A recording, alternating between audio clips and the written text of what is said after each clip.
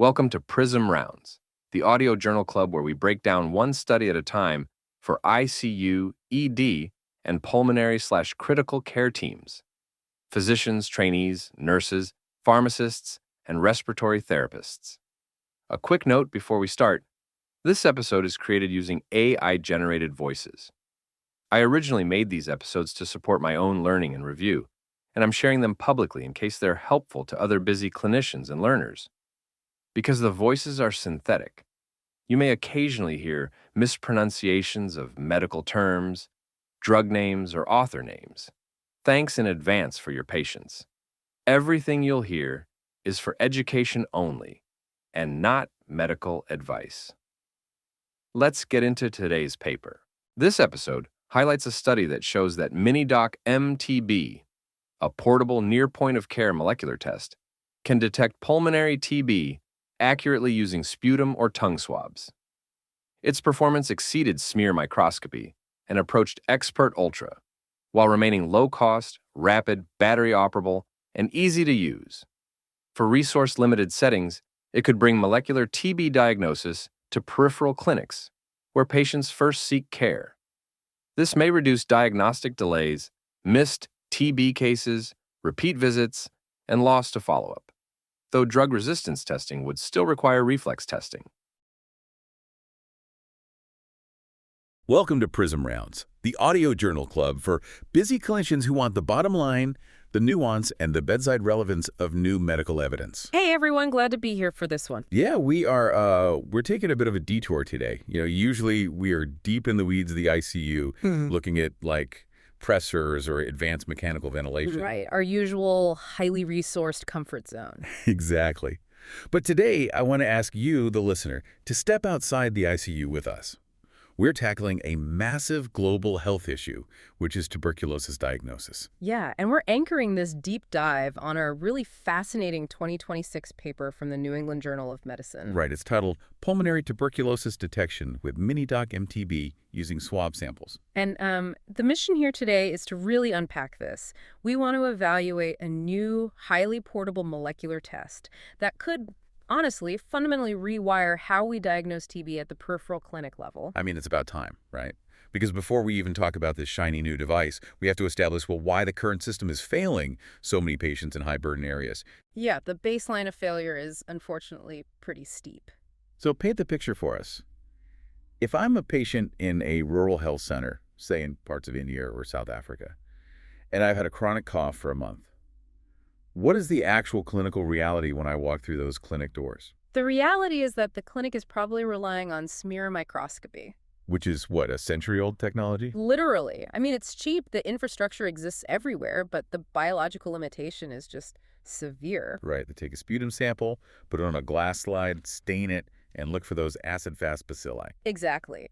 But to actually see those bacilli under a standard microscope, the patient needs to have a massive bacterial load. Like how massive? Usually upwards of 10,000 bacilli per milliliter of sputum. Wow. Okay, so if the patient is in the earlier stages or just naturally has a lower burden, that slide looks clear. Right. It's a false negative. The patient goes home, they don't get treatment, and they continue transmitting the disease. Now, obviously, we have advanced molecular tests that solve this. I mean, we use them constantly in our hospital. Oh, absolutely. Tests like the Xpert Ultra are incredible. They amplify the DNA, they're exquisitely sensitive, and they even test for rifampin resistance all at once. But the hardware is demanding, isn't it? Highly demanding. You need stable electricity, climate control so the machines don't overheat, expensive cartridges, and, highly trained lab techs. So those machines end up sitting in centralized district labs or major urban hospitals. Exactly. So the rural clinic collects the sputum in a cup, puts it on a truck or a motorbike, and sends it miles away. And then weeks might pass before the result makes it back down that supply chain. Yeah, the delay is devastating. In ICU terms, this is like having a great treatment pathway, but the diagnostic door is locked and the key is 3 bus rides away. That is the perfect way to frame it. The standard drug regimens are established. We just can't get the diagnosis fast enough to hand them the first dose while they are still in the clinic. And it's not just the transit time, right? I want the listener to really think about the physical reality of getting that sample. Why is getting a good sputum sample such a massive hurdle in the first place? Well, writing an order for a sputum culture in an EMR abstracts the physical reality of what we're asking. Right, it's just a click for us. Exactly. But producing a high-quality, deep lung sputum sample is physically exhausting. We aren't asking for saliva. We need them to forcefully expectorate purulent material from the lower respiratory tract. And a lot of patients just can't do that. The WHO estimates that a huge proportion of adults, anywhere from 11 to 43% depending on the setting, simply cannot produce an adequate sample on demand. I mean, if you're profoundly weak from advanced disease, or if you just have a dry cough. But it's a pediatric patient. Right, kids struggle with this immensely. So the pathway fails before the sample even reaches the motorbike. And we can't ignore the biohazard element either. Oh, true. The aerosolization. Yeah, you're asking an undiagnosed, highly infectious patient to cough as hard as they can in a crowded, poorly ventilated peripheral clinic. It puts the healthcare workers and other patients at massive risk. So all of these factors, the transport delays, the centralized labs, the aerosol risks, the inability to produce sputum, these are the exact hurdles this new device was built to bypass. Okay, let's talk about the device, the MiniDock MTB. What are we looking at here? So it's a near point-of-care molecular test. It's small, about the size of a coffee mug, runs on battery, and costs less than $180. A battery-powered molecular test. That's wild. How does it process the sample? It uses isothermal amplification. Wait, I want to pause on that because the word isothermal is doing a lot of heavy lifting for the portability here. It really is. Because standard PCR relies on thermal cycling, right? The machine has to heat up to almost boiling to melt the DNA, cool down to attach primers, heat back up to copy, and it does this dozens of times. Which requires a bulky thermocycler and a ton of electricity. Isothermal amplification eliminates all of that. So it just stays at one temperature. Exactly. The internal reaction just gets warm around 75 degrees Celsius and stays there while enzymes continuously unzip and copy the DNA. That's brilliant. But how does it get the DNA out of the mycobacteria? Those cell walls are notoriously tough. It uses mechanical lysis. Inside the disposable cartridge, there's an automated bead beating process. Literally smashing them open. Yep, tiny beads physically smash the bacteria open, combined with that 75-degree heat.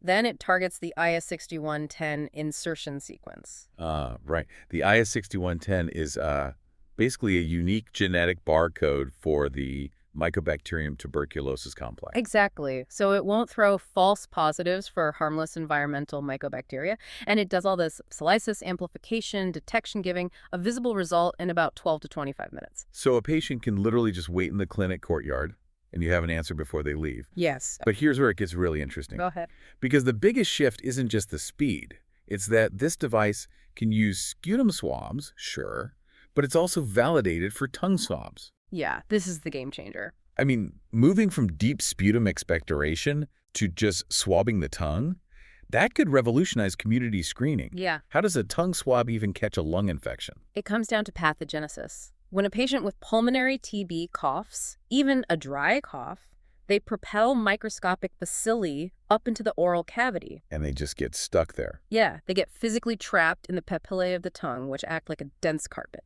Wow.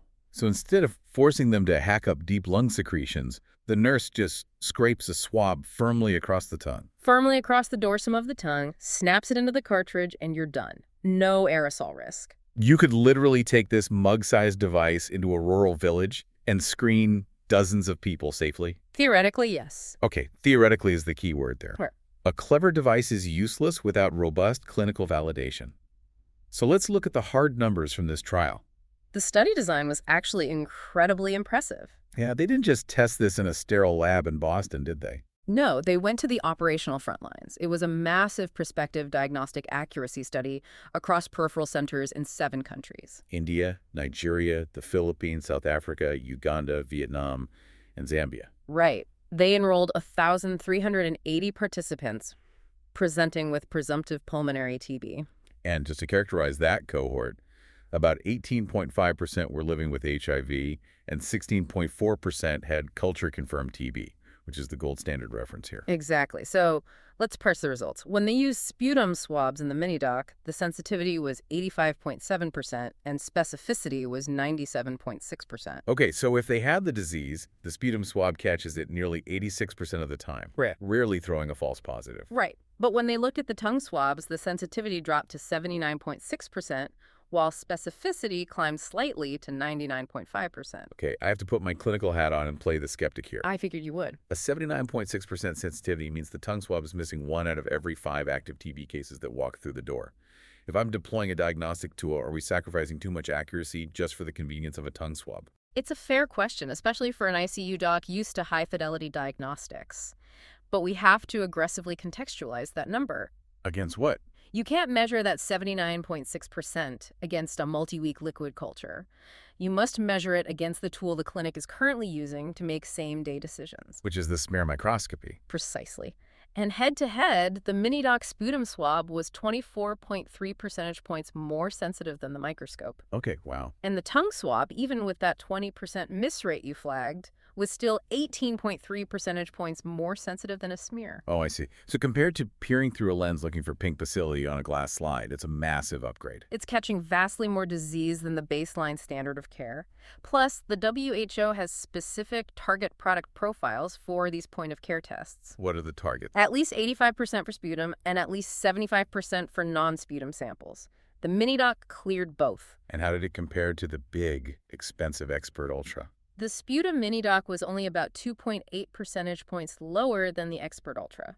That is incredibly close for a portable device. But, even with great accuracy, a test fails in a resource-limited setting if it requires a PhD to operate. Operational feasibility is just as vital as the chemistry, yeah. So how do they test the usability? They ran a parallel usability study with 18 healthcare workers in South Africa and India. Nurses, lab techs, local clinicians. Did they give them like a week-long training seminar? No, they literally just handed them the device and the manufacturer's printed instructions, just the box and the paper. And what happened? They scored a median system usability score of 75 out of 100. A 75.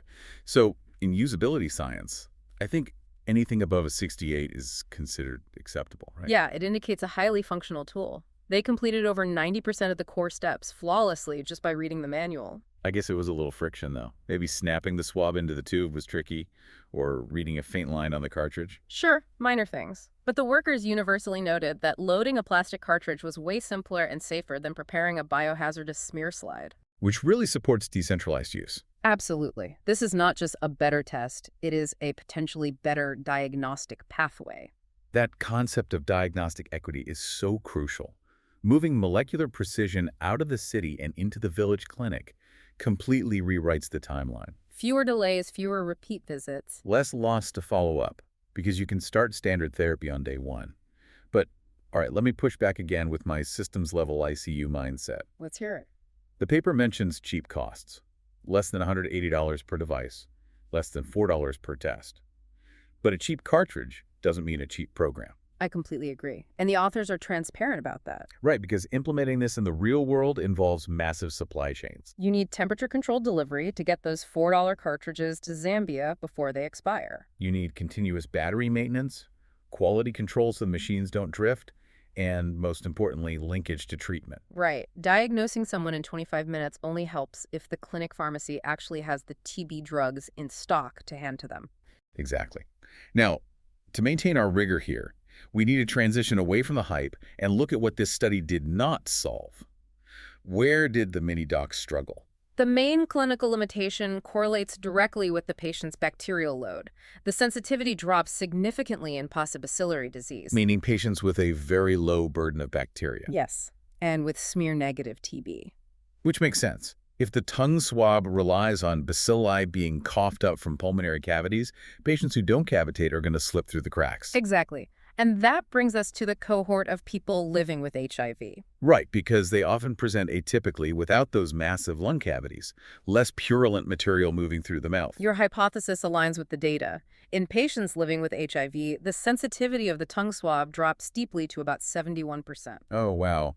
That is a treacherous clinical nuance. Especially in sub-Saharan Africa, where HIV and TB co-infection rates are so high. So if a clinician relies on this, they have to know that a negative tongue swab in a symptomatic HIV-positive patient is not definitive. Right. They'd have to reflex to a sputum swab if possible, or send a sample to the central lab for an Xpert Ultra. Which actually brings us to the most glaring gap of all, the resistance gap. Yeah, this is the catch. The MiniDock MTB does not do drug resistance testing. None at all. None. It only targets the IS6110 sequence to say TB is present. It doesn't scan for genetic mutations that confer rifampin resistance.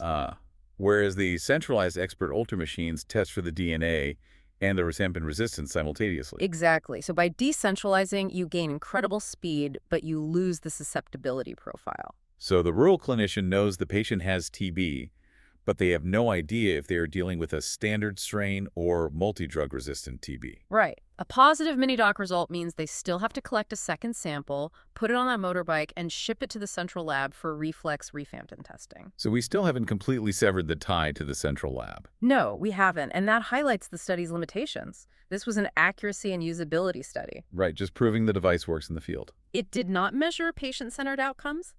We don't have data showing it reduced mortality or decreased transmission rates or cost-effectiveness. Those will require massive implementation trials in the future. Exactly. But as a proof of concept, it's undeniable that it clears the WHO benchmarks.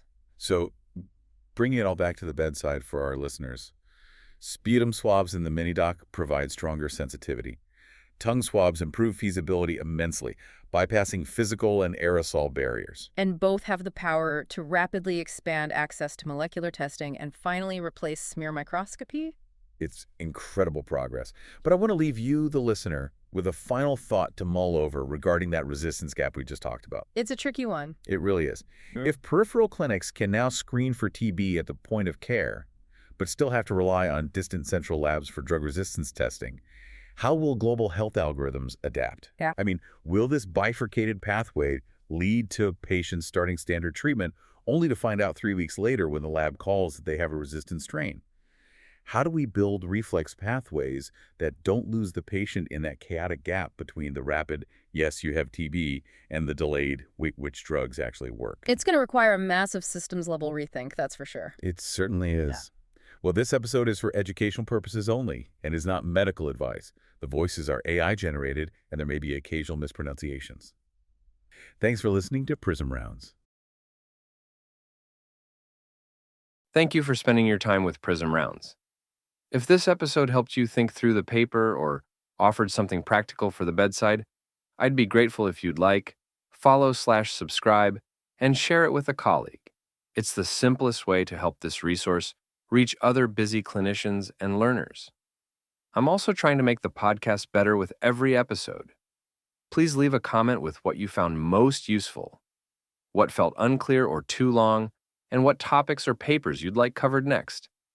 If there's anything I can do to improve, pacing, structure, level of detail, or audio quality, I genuinely welcome the feedback. Thanks again for listening, and take care. Educational use only. This is not medical advice.